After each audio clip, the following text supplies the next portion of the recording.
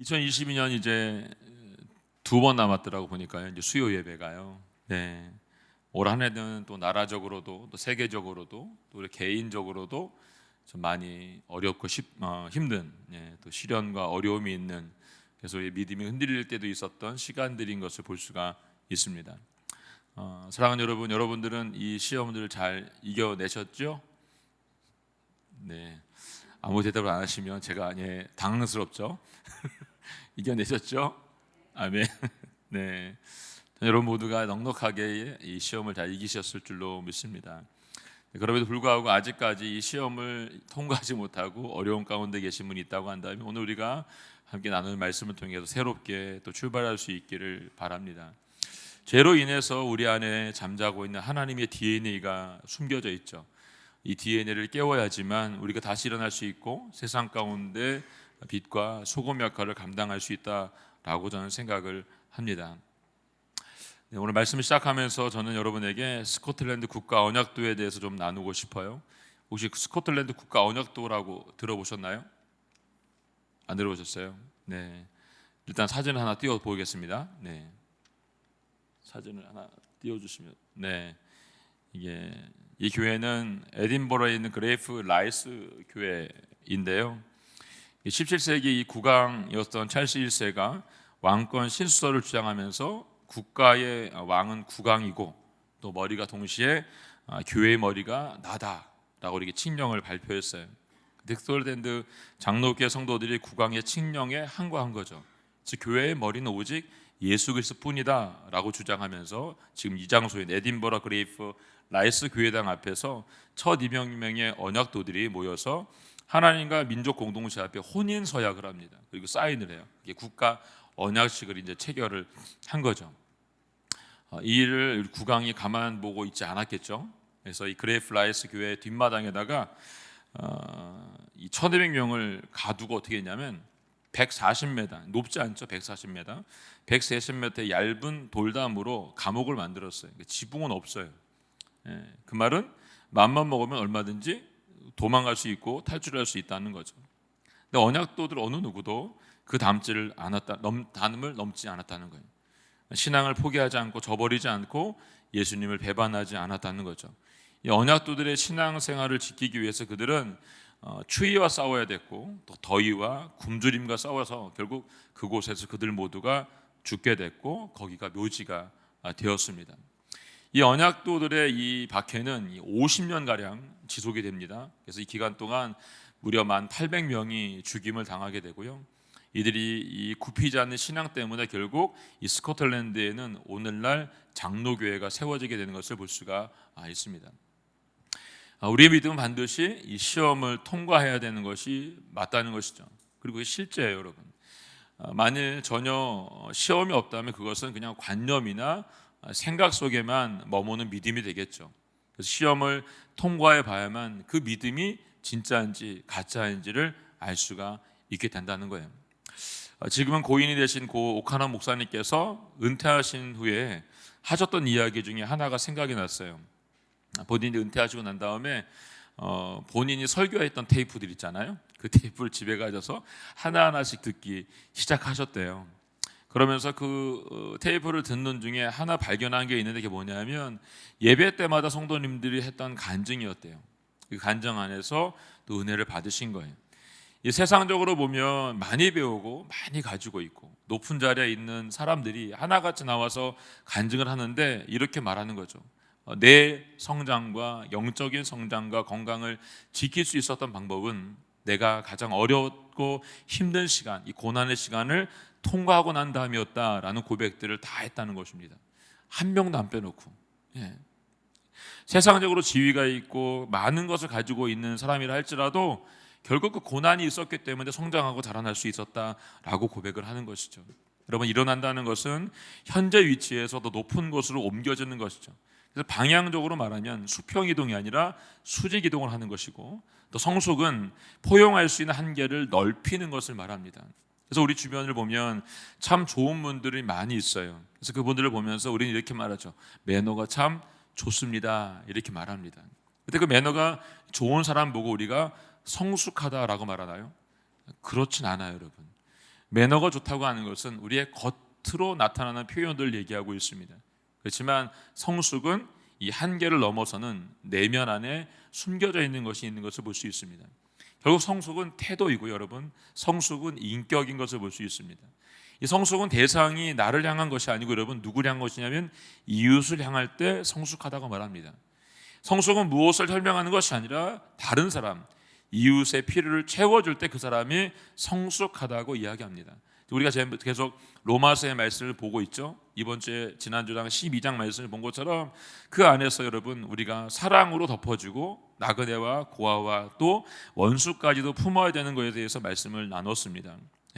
성숙하다는 것은 편안할 때도 알 수 있지만 더 중요한 것은 내가 시험 속에서 테스트를 당하고 있을 때 나의 성숙도를 알 수 있게 된다는 것이죠. 하나님께 우리에게 주신 놀라운 계획은 이 시련 속에서도 당당하고 기쁘게 살아가기를 원하신다는 거예요. 세상 속에 있지만 기죽지 않고 씩씩하게 살아가는 것, 이 시련을 통해서 주려는 하나님 아버지의 마음을 닮아가는 것, 그 시련을 통해서 우리를 자라게 하시고 그 위기를 통해서 새로운 길을 만들어가기 원하는 것, 그 하나님께 우리에게 보여주신 계획이며 비전인 것을 볼 수가 있습니다.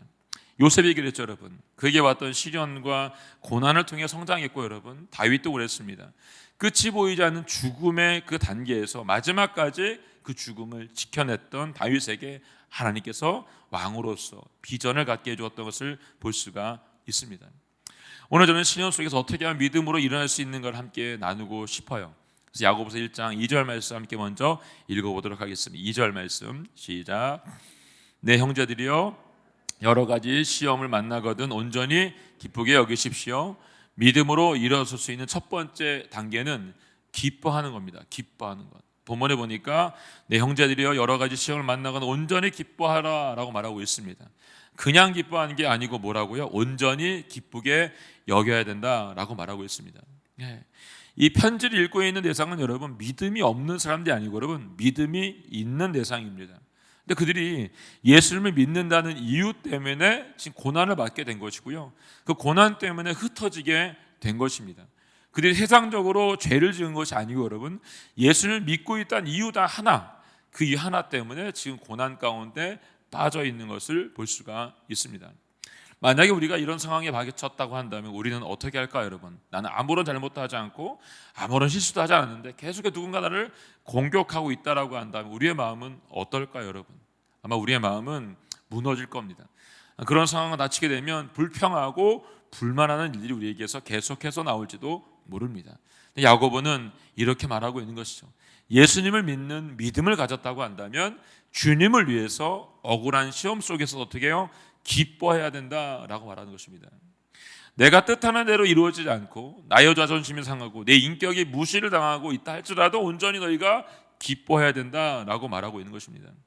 예수님 믿는 이유는 말도 안 되는 고난을 겪고 있지만 나를 향한 하나님의 섭리와 계획을 잃어버리지 않았다고 한다면 우리는 지금도 살 소망이 있다는 것입니다. 믿음의 긍정적인 해석을 주는 것이죠. 왜냐하면 믿음은 하나님의 약속을 받아들이는 것이기 때문에 그렇습니다. 믿음은 등불 같아서 어두운 세상에 빛을 비추는 것이죠. 그 빛을 가지고 있는 사람들, 그 사람들은 예수님의 천국잔치에 들어갔던 다섯 처녀처럼 기름을 준비한 자들인 것을 볼 수가 있습니다. 여러분 병에 걸려서 수술을 기다리고 있는 환자가 있다고 생각해 보세요. 그 환자는 자신이 어떻게 될지 모르기 때문에 굉장히 당황스럽고 힘든 상황 가운데 있어요. 의사는 찾아와서 그 환자에게 내일 이 수술이 마치고 나면 당신은 깨끗하게 치료받을 수 있고 시간이 지나고 나면 다시 옛날처럼 생활할 수 있다라고 이렇게 말을 해줍니다. 그럼 환자는 어떨까요? 안심을 하면 되는데 안심이 안 돼요. 대부분 보면 이렇게 수술을 앞두고 있는 사람들을 보게 되면 마음의 안정감을 못 찾는 경우가 굉장히 많이 있습니다. 수술실에 들어가기 전까지도 손을 잡고 기도해 줘야 되는 경우가 종종 있었던 것이 제 기억 속에 있습니다. 수술을 마치고 난 다음에 그 모든 것들이 회복되고 회복실을 거쳐서 일반 병동으로 옮겨왔을 때 그들은 그때도 여전히 불안할까요? 아닙니다, 여러분. 수술의 결과를 놓고서 잘 되었다는 소리를 듣게 되면 결국 내가 이제 치료가 됐구나라는 생각을 갖게 된다는 것이죠. 결과적으로 보면 여러분 아직도 수술을 했고 째져 있기 때문에 여러분 어떻게 될지는 아무도 알 수 없어요. 근데 수술 전과 수술 후의 모습은 분명히 다르다는 것을 우리에게 보여주고 있습니다. 여러분, 우리 인생도 마찬가지로 생각해요. 우리가 주님을 만나기 전과 주님을 만나고 난 이후에는 이렇게 확연하게 달라지게 된다는 것을 볼 수가 있습니다. 만난 사람은 분명하게 주님을 향해 달려갈 수 있지만 만나지 못한 사람은 여전히 그 불안감 가운데 살 수밖에 없다는 것이죠. 사도 바울이 그랬죠, 여러분. 예수님을 다메섹에서 만나기 전까지의 그 삶은 그가 열심히 살았지만 결국 그 열심 가운데 자기가 어디로 가는지 모르는 인생이었다는 거예요. 근데 만나고 난 이후에 그의 삶이 완전히 바뀌었던 것을 볼 수가 있습니다. 그는 가지고 있던 모든 것들을 분토와 같이 여겼다라고 말했죠. 빌립보 3장 7절로 9절 말씀에 우리가 잘 알고 있는 말씀이 있습니다. 함께 읽어볼까요? 시작. 그러나 네게 유익하던 것들을 나는 그리스도 때문에 다 해로운 것으로 여깁니다. 내가 참으로 모든 것을 해로 여기는 것은 내 주 그리스도 예수를 아는 지식이 가장 고상하기 때문입니다. 그분으로 인해 내가 모든 것을 잃어버리고 심지어 배설물로 여기는 것은 내가 그리스도를 얻고 그 안에서 발견되기 위한 것입니다. 내가 가진 의는 율법에서 난 의가 아니요 그리스도를 믿음으로써 얻은 의 곧 믿음으로 인해 하나님께서 난 의입니다. 아멘. 네. 바울은 예수님을 알기 전과 알고 후의 삶이 완전히 달라진 것을 말하고 있습니다. 바울이 지금 기뻐하고 있는 진짜 이유는 그가 예수님 안에서 발견됐기 때문에 기뻐하는 것입니다. 여러분과 저는 지금 기뻐할 수 있는 이유는 우리가 주님 안에서 발견됐기 때문에 그렇습니다. 바울은 그 부활의 능력을 얻고 예수님의 죽으심을 본받아서 그분의 고난 가운데 동참하고 있었습니다. 감옥 가운데 있었지만 여전히 그가 기뻐할 수 있는 이유는 그분이 나와 함께하고 있기 때문에 그렇다는 것이죠. 예. 이 고백이 여러분 바울의 고백만이 아니라 우리 모두의 고백이 될 수 있기를 원합니다. 우리가 그냥 예수님 믿어요, 나는 구원 받았어요 라고 하는 신앙으로 머무는 것이 아니라 그 신앙을 뛰어넘어서 지금 바울이 말하고 있는 것처럼 모든 것들을 잃는다 할지라도 분토와 같아 여긴다 할지라도 내가 그리스도를 얻음으로 그리스도 안에 있음으로 내가 살아갈 수 있습니다 라고 고백할 수 있는 고백이 우리 모두 가운데 있기를 원합니다. 그래서 바울은 말합니다. 나는 어떻게 해서든지 죽은 사람 가운데서 살아나는 부활에 이루고 싶습니다 라고 말하고 있습니다. 여러분, 저와 여러분들이 이 부활에 이르길 수 있기를 주님의 이름으로 선포합니다. 사도 베드로도 이렇게 말했어요. 베드로전서 1장 6절로 7절 말씀이 이렇게 말합니다. 함께 읽어볼까요? 시작. 그러므로 여러분은 이제 온갖 시험을 당해 잠시 금신하게 됐으나 오히려 크게 기뻐합니다. 그것은 여러분이 당하는 믿음의 시련이 불로 단련해도 없어질 금보다 더 귀해 예수 그리스도께서 나타나실 때 칭찬과 영광과 존귀를 얻게 하려는 것입니다. 아멘. 네. 베드로 사도 역시 여러분 온갖 시험을 당할 때 이 잠시 근심이 되겠지만 어떻게 해요? 오히려 크게 기뻐하라고 얘기하고 있습니다. 왜요? 그 이후에 칭찬과 영광의 면류관이 우리에게 준비됐기 때문이라고 말하고 있습니다. 우리가 시련 속에 기뻐할 수 있는 이유는 무엇이 여러분? 그것은 우리가 영원히 붙잡을 수 있는 소망이 생겼기 때문에 그렇습니다. 세상이 볼 때 여러분 미친 사람 같죠. 실패한 인생 같은데 계속 웃고 다니니까 도저히 봐줄 수가 없는 거죠, 여러분. 왜냐하면 여러분 그들 안에는 진정한 소망이 있기 때문에 그래요. 그런 반면에 세상은 이 소망을 알지 못하기 때문에 믿음으로 소망을 가진 사람들 이해할 수가 없는 거예요. 그 소망은 진리가 없다고 말하는 세상 속에 진리가 있다고 말하는 것입니다. 진리가 없다고 말하면 지금 이 세상 속에 예수님이 우리의 진리가 되고 생명이 되고 길이 된다라고 선포하는 것, 그것이 지금 우리가 해야 될 일이라고 말씀해주고 있습니다. 우리 인생을 우리 마음대로 할 수 없음을 아는 것처럼 우리 인생을 아름답고 행복하게 이끌어 가실 분, 그분은 오직 예수님 한 분밖에 없다는 것을 알라는 것입니다. 오늘 우리가 부족해도 자랑할 것이 없어도 보여드릴 것이 없어도 중요한 것은 하나님께서 우리를 향해서 베푸신 은혜가 내게 있다는 것입니다. 그것은 마지막 때에 예수님께서 오셔서 말할 수 없는 칭찬과 박수와 환호성과 함께 이 영광과 존귀를 얻게 하신다는 것을 알려주고 있습니다. 우리가 과연 그런 영광과 존귀를 받을 만한 사람들인가요? 그렇게 우리가 잘 준비되어서 하나님께서 말씀하신 박수와 환호성을 받을 만한 자격이 있는 사람들인가요? 오늘도 우리는 작은 시험 하나에도 우리의 마음이 어디로 갈지 몰라 불안하고 불평하면서 이리저리 왔다 갔다 할 수 있는 자격 없는 사람인 것을 볼 수가 있습니다. 네, 아까 허원희 목사님 말씀하신 것처럼 아침에 그 얘기가 나왔을 때 제가 허 목사님을 찾아가서 좀 일이 생겼다고 이렇게 말을 했더니 뭐냐고 물어봐서 제가 이제 내일 우리가 해야 된다고 말을 했더니 안 된다고 딱 잘라 말하다가 저한테요. 안 된다고 딱 잘라서. 그래가지고 그래도 하라고 그러는데 해야지. 이렇게 말을 했더니 목사님 내일 안 돼요 이렇게 말하는 거예요. 허 목사님 마음이 무슨 마음인지 제가 알죠. 성도님들한테 또 말을 하고 또 이야기하는 게 쉬운 일은 아니죠. 근데 저는 아까 허 목사님이 그 위에 조금 있다가 다시 와서 저한테 아까 말씀한 그 얘기를 하셨어요. 목사님 예수님 오실님께 꼭 이렇게 되겠죠? 이렇게 말하는 그 말을 듣고서 또 감동이 돼서 사실은 저도요. 네, 여러분 예수님 오시는 날은 우리가 아무도 알 수가 없다고 했어요, 여러분. 그래서 우리가 내일 아침에 주님 맞이듯이 잘 맞아야 됩니다. 아셨죠, 여러분? 주님을 맞이하듯이. 그래야 우리가 복을 받을 수 있는 거예요. 저희가 이거 강대성 서빙회에서 아까 들고 온 거예요. 맞이하려고. 여러분 다 이유가 있는 거예요, 여러분. 우리가 열심히 해보려고 열심히 준비해서 예수님을 우리가 맞이하는 마음으로 이렇게 오늘도 준비하기를 원합니다. 오늘 못 오신 분들 다 용서합니다, 제가. 내일 아침 우리가 다 이 준비를 하기 위해서 다 준비하는 거니까 기름 잘 준비해서들 오시면 됩니다, 여러분. 믿음은 여러분 우리에게 희망을 줘요, 여러분. 희망의 특징은 여러분 마지막에 이루어진다는 거죠. 근데 중요한 건 뭐예요? 기다림이 있어요. 기다림. 잘 되어질 것이라고 한 믿음으로 기다리는 것, 그것이 믿음이죠, 여러분. 근데 그것은 막연한 이야기가 아니라 누군가 그것을 증명해 주기 때문에 우리가 기다릴 수 있는 거예요. 그게 누구예요, 여러분? 예수님이시죠. 기다리면 이것이 온다는 거예요, 여러분. 믿음은 여러분 마라톤과 같아요. 42.195km를 뛰어서 쉬지 않고 꼬린지를 통과하는 거죠, 여러분. 저도 제가 학교 다닐 때 1000m 육상을 뛰어봐서 아는데 굉장히 힘들더라고요. 1000m 뛰는 것도 10km죠. 42.195km 제가 뛰어보지 않았는데 아마 굉장히 힘들 것 같아요. 10km 뛸 때도 굉장히 힘들었던 기억이 있는데 이 마라톤 선수한테 물어봤어요. 언제가 가장 힘드는지 물어봤어요. 그랬더니 첫 번째 뭐가 제일 힘드냐면 이제 뛰니까 몸에 있는 온도가 상승을 하는 거예요. 37, 38, 39, 4도가 막 올라가는 거죠, 여러분. 그리고 갈증을 느끼는 거예요, 여러분. 그런데 두 번째는 이게 뛰다 보니까 오래 달리는 시간 동안에 정신이 희미해지는 거예요, 여러분. 세 번째는 사람마다 다르긴 하지만 이게 오바이트가 이렇게 나오는 경우도 있다라고 말합니다. 그래서 물어봤대요.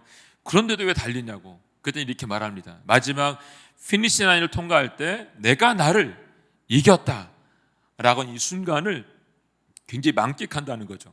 그리고 그 순간을 내가 뛰어넘었다. 그 고난과 역경과 어려움의 순간을 뛰어넘었다라는 생각이 든다는 겁니다. 그리고 나를 맞이해서 내가 몇 등을 하든 상관없이 내가 피니시라인을 통과하는 순간 거기에 있는 모든 사람들이 환호성을 지르면서 관중들이 따뜻하게 자신을 맞이해주는 그것 때문에 뛴다는 거예요, 여러분. 여러분 천국도 이루어가 있고 우리가 마지막 피니시를 가는 믿음도 이와 같다는 것을 볼 수가 있습니다. 우리에게 이 믿음은 기다림이라고 했어요. 어려운 시간이 계속해서 오지만 끝까지 포기하지 않고 결승선까지 달려갈 수만 있다면 중간에 너무 힘이 들어서 포기하고 싶고 토할 것 같고 온도가 상승해서 뒤로 돌아서 집에 가고 싶은 마음이 들 때도 마지막까지 믿음의 경주를 마치고 나면 천국에서도 우리를 이렇게 환호성을 불러주고 우리를 맞이해 준다는 것을 알려주고 있다는 것이죠. 믿음은 여러분 건강한 목표를 향해서 달리는 경주와 같습니다. 그래서 그 목표를 이루기까지 결코 흔들리지 마시기를 바랍니다. 그 목표를 향해서 처음부터 끝까지 한 번도 포기하지 않고 달리신 분, 그분이 누굴까요? 예수님이세요, 여러분. 예수님 한 분밖에 안 계세요, 여러분. 예수님 마구간에서 태어난 순간부터 자신이 십자가에 돌아가시는 목표를 이룰 때까지 한 번도 쉬지 않으셨어요. 영원히 죄로 인해 죽을 수밖에 없는 인생들을 위해서, 우리를 위해서 끝까지 달려가셨습니다. 매 순간마다 그 시련을 이기기 위해서 새벽을 깨우시고 이슬을 맞으시면서 밤이 낮도록 하나님 위에 엎드리면서 기도해 주셨습니다. 왜 이런 고난을 마지막까지 이기고 견뎌내셨을까요, 여러분? 요한복음 10장 9절로 10절 말씀에 이렇게 써 있습니다. 함께 읽어볼까요? 시작. 나는 문이다. 누구든지 나를 통해 들어오는 사람은 구원을 얻고 들어오고 나가면서 꼴을 얻을 것이다. 도둑은 훔치고 죽이고 멸망시키려고 온다. 그러나 내가 온 것은 양들이 생명을 얻게 하되 더욱 풍성하게 얻게 하려는 것이다. 아멘. 네, 주님이 그 고난 가운데 마지막까지 이기신 이유는 문이 되기 위해서, 누구를 위해서? 여러분과 저를 구원하기 위한 문이 되기 위해서 그 길을 달려가신 것입니다. 그리고 생명을 얻게 하되 믿는 너희들에게 더욱 풍성하게 얻게 하기 위해서 이 마지막 피니시 라인을 끝까지 달려갔다라고 말하고 있습니다. 저희 여러분에게 최고의 생명의 축복을 주기 위해서 주님은 십자가의 길을 묵묵히 걸어 가신 것입니다. 예수님은 십자가를 향해서 고통스럽게 죽음의 길을 선택하고 나가셨지만 예수님의 죽음을 통해서 인간의 모든 사람들에게는 이 생명과 기쁨과 소망이 맛볼 수 있게 됐습니다. 우리로 절망 속에서 희망을, 죽음의 생명을 얻게 하기 위해서 자신에게 주어진 삶의 모든 것들을 우리 위해서 쓰셨던 것을 볼 수가 있습니다. 이제 믿음을 일어날 수 있는 두 번째 방법은 야고보서 1장 5절에 있습니다. 함께 읽어볼까요? 시작. 여러분 가운데 누구든지 지혜가 부족하면 모든 사람에게 후히 주시고 꾸짖지 않으시는 하나님께 구하십시오. 그러면 주실 것입니다. 아멘. 네, 지혜를 구하라고 말씀하고 있습니다. 요즘 우리 아이들은 무엇을 해야 될지 모르는 시대들이 살고 있죠. 또 무엇이 되고 싶냐고 물어보면 무엇이 되고 싶다라고 딱히 말하는 아이들이 그렇게 많지 않아요. 그래도 옛날에 저희들은 뭐가 되고 싶다라고는 말을 했던 것 같아요. 요즘 우리 아이들에게 물어보면 뭘 해야 될지, 무엇이 되고 싶은지 딱히 말하는 애들이 없는 것을 볼 수 있어요.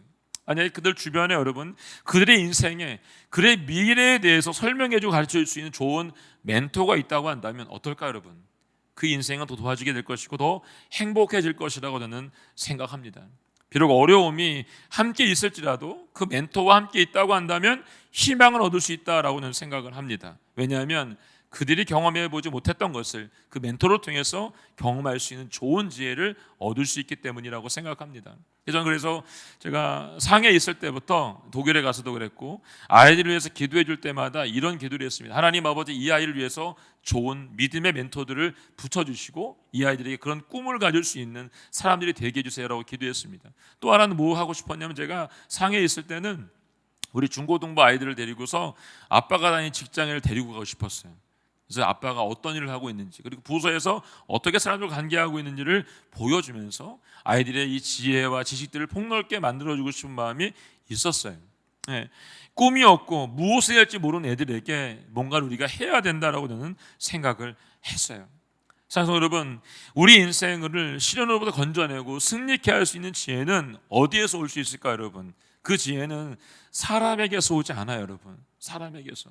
그래서 제가 인생의 멘토들, 그리스도인들, 신앙으로 세워줄 수 있는 멘토들을 만나게 했던 이유는 뭐냐면 그들을 통해서 하나님의 지혜를 배울 수 있기 때문에 그렇다는 거예요 여러분. 오직 하나님으로부터만 이 지혜를 받을 수가 있습니다.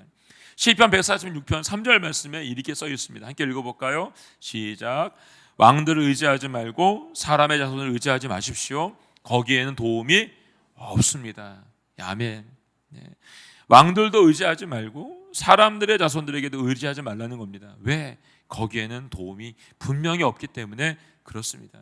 지혜는 미래를 향하고 우리가 알고 있는 지식은 과거를 말합니다. 많은 지식을 가지고 있다는 것이 우리의 삶을 보장해 주진 않습니다. 미래를 해석하고 미래를 설명할 수 있는 하나님의 지혜가 내게 임할 때 시련을 당한 나의 인생 가운데 그 지혜가 돌파구를 만들어 줄 수 있게 된다는 것이죠. 그래서 5절 후반에 말하고 있는 것처럼 후히 주시고 꾸짖지 않는 분에게 구하라. 누구에게? 하나님께 구하십시오 라고 말하고 있는 것입니다.